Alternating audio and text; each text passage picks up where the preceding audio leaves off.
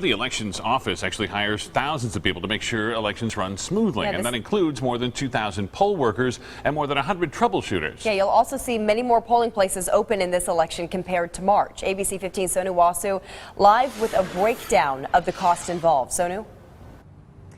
Yeah, the recorder's office looks at the general and primary election together. So the cost for the total here is about $20 million. And add to that the cost of new polling books that you will see at all of the polling places. Those of you who voted may have seen these brand new electronic polling books. All you have to do is swipe your card and your voter information pops up. So this cut down on a lot of time for those poll workers. With 724 polling places open, we didn't see long lines at any of them. A very big difference from what we saw in March. This is the church where lines wrapped around the building just a few months ago, and today by noon, not even 100 voters here. Most everybody that's walking up is coming up with an envelope in hand.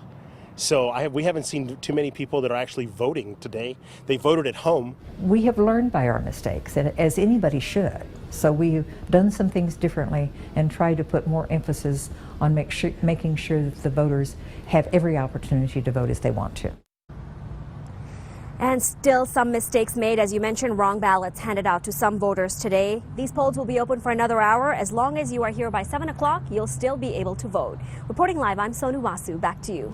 Thanks so much, Sonu. Senator John McCain leading in most polls tonight as he faces primary challengers, former state senator Kelly Ward. ABC 15's John Erickson is at McCain's campaign headquarters in the Biltmore area right now. And John, the question we might get an answer to tonight is just how mad are Arizonans? Steve, doesn't look like a retirement party in here tonight at McCain campaign headquarters. But retire is exactly what State Senator Kelly Ward is asking Arizona voters to do to John McCain. You might remember she questioned recently whether McCain would be able to survive another term in the Senate. Not politically survive, but stay alive. We know that Arizonans voted to try something new when they voted for Trump, who won our state in his primary. So, will the same voters decide to try something new in the Senate, giving Ward the victory over McCain tonight? The Washington Post said this week that McCain is in the political fight of his life. And the question we mentioned earlier tonight is, what effect will Trump have on this race?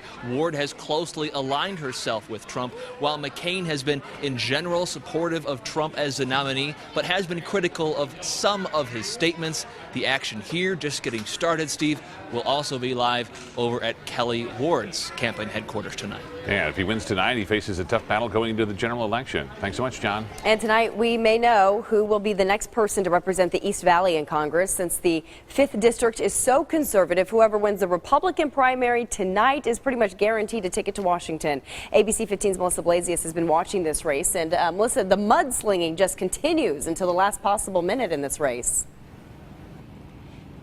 That certainly is true. We're here at a polling place at Baseline and Gilbert, and take a look as people are walking in. They're seeing words like bully and unethical. Also in this race, we'll be watching to see if there is a Trump effect, because there is an outsider candidate running against 3 well-known politicians.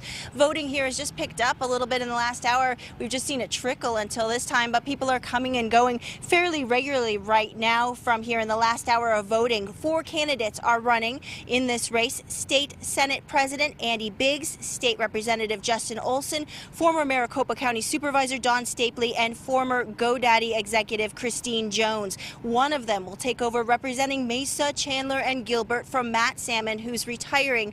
I just talked to Olson's team, and they say they've made an all-out effort today on the phones and on foot going door to door. Christine Jones' campaign over the last few months have poured millions of dollars into television ads, trying to set her apart from a field of career politician. And Don Stapley's people tell me that they are really hoping for an election day surge from voters because of his sheer name recognition. In fact, many people have to drive Stapley Drive to get to one of their polling places today. These are well-known politicians in this area, and for some people, they're telling us that it's hard to choose because they know more than one of them personally. Back to you. That's a very exciting race to watch. Melissa, thank you.